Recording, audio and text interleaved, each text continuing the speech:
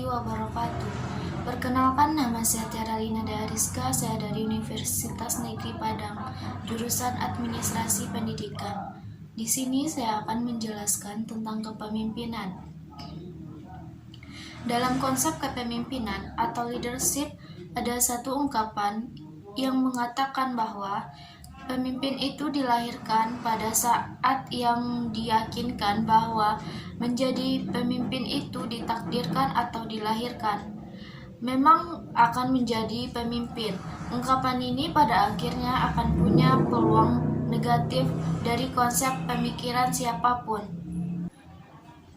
Dalam teori kepemimpinan, para ahli mencari penjelasan mengapa dan bagaimana sebagian orang bisa unggul dalam peran kepemimpinan. Dalam pelatihan yang memberikan materi kepemimpinan dalam organisasi, biasanya menyebutkan bahwa kepemimpinan merupakan faktor utama yang menentukan keberhasilan sebuah organisasi. Hanya orang-orang yang memahami tujuan kepemimpinan dan unggul dalam hal-hal kepemimpinanlah yang mampu menjadi penentu keberhasilan ini. Pemimpin itu dilahirkan atau ditakdirkan memang menjadi pemimpin. Secara teoritik, kepemimpinan itu berasal dari kata leader yang artinya pemimpin.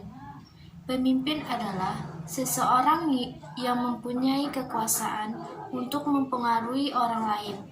Kepemimpinan atau leadership adalah proses atau aktivitas kepemimpinan dalam menjalankan kekuasaan untuk mempengaruhi orang lain yang ada dalam lembaga organisasi untuk tercapainya organisasi. Banyak pengertian kepemimpinan yang diungkapkan para ahli secara teoritis. Sebagian besar makna tersebut menyangkut proses, menyangkut aktiviti, menyangkut pengaruh dan kekuasaan terhadap orang-orang yang terlibat dalam sebuah lembaga atau kelompok maupun organisasi secara kekeluargaan. Jadi, kepemimpinan itu adalah sebuah kemampuan yang terdapat di dalam diri seseorang untuk bisa mempengaruhi orang lain atau memandu pihak tertentu untuk mencapai tujuan. Ada 3 unsur-unsur utama kepemimpinan, yaitu yang pertama ada pengikut atau ada orang yang dipimpin. Jika tidak ada pengikut atau orang yang dipimpin, maka tidak berjalan yang namanya kepemimpinan. Yang kedua ada pemimpin. Guna pemimpin ini adalah untuk memimpin suatu kegiatan agar berjalan dengan lancar atau sesuai dengan yang sudah direncanakan. Ketiga, ada tujuan. Jika tidak ada tujuan, maka kepemimpinan tidak akan berjalan lancar atau tidak berjalan sesuai dengan yang sudah direncanakan. Tujuan ini sangat perlu untuk lancarnya suatu rencana yang sudah dibuat. Ada beberapa mitos yang berkembang tentang konsep leadership atau kepemimpinan. Yang pertama, mitos The Brand. Mitos ini berbahaya karena dipandang atas menjadi pemimpin. Yang pantas menjadi pemimpin adalah orang-orang yang memang dari sananya secara generasi dilahirkan sebagai pemimpin. Contohnya seperti anak raja. Kedua, mitos The Fall of Season artinya, sekali orang itu menjadi pemimpin, selamanya akan menjadi pemimpin yang berhasil. Kenyataannya, keberhasilan seorang pemimpin pada satu situasi tertentu atau kondisi tertentu belum tentu sama dengannya situasi atau kondisi yang lainnya. Ketiga, The Item City artinya, seorang pemimpin harus tegas, harus segalanya. Padahal seorang pemimpin itu tidak harus marah-marah atau semacamnya. Seorang pemimpin akan bersikap ramah kepada siapapun karena seorang pemimpin akan dicontoh oleh orang lain atau bagian dari publik. Ada 3 tugas wajib seorang pemimpin. Yang pertama, memiliki visi. Seorang pemimpin sejatinya adalah seseorang yang membawa sekelompok orang lain menuju suatu tujuan tertentu. Kedua, memiliki pengaruh. Seorang pemimpin harus mempunyai pengaruh positif agar seorang pemimpin dipandang dengan bijaksana dan juga bisa mempengaruhi orang sekitar dengan pengaruh positif. Ketiga, komitmen akan hasil. Perjalanan menuju sukses bukanlah jalan tol dengan aspal yang halus, melainkan sebuah hutan belantara yang dipenuhi batu, batang pohon, jurang, dan tebing.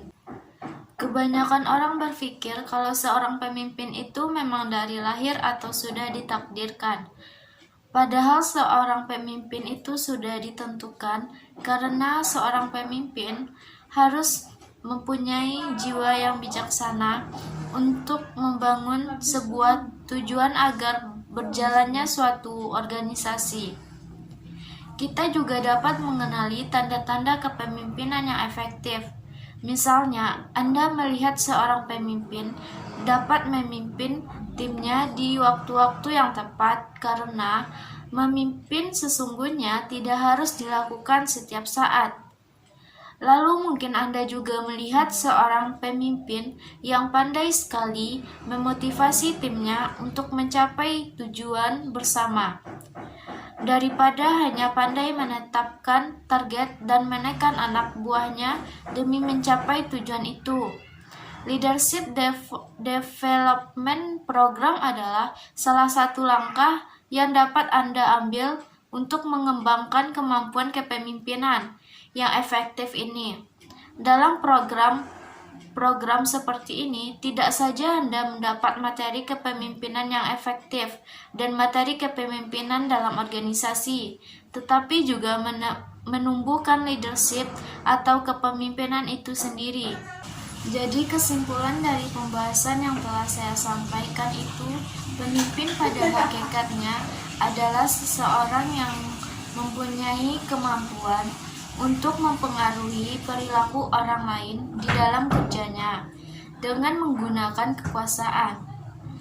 Dalam kegiatannya, bahwa pemimpin memiliki kekuasaan untuk mengerahkan dan mempengaruhi bawahannya sehubungan dengan tugas-tugas yang harus dilaksanakan. Tugas pemimpin dalam kepemimpinannya meliputi menyelami kebutuhan-kebutuhan kelompok. Dari keinginan itu dapat dipetiknya kehendak-kehendak yang realitas dan yang benar-benar dapat dicapai. Pemimpin yang efektif adalah pemimpin yang memahami akan tugas dan kewajibannya, serta dapat menjalin hubungan kerjasama yang baik dengan bawahan, sehingga terciptanya suasana kerja yang membuat bawahan merasa aman, tentram, dan memiliki suatu kebebasan yang mengembangkan gagasannya dalam rangka tercapai tujuan bersama yang telah ditetapkan. Sekian yang dapat saya sampaikan, kurang lebih mohon maaf. Wassalamualaikum warahmatullahi wabarakatuh.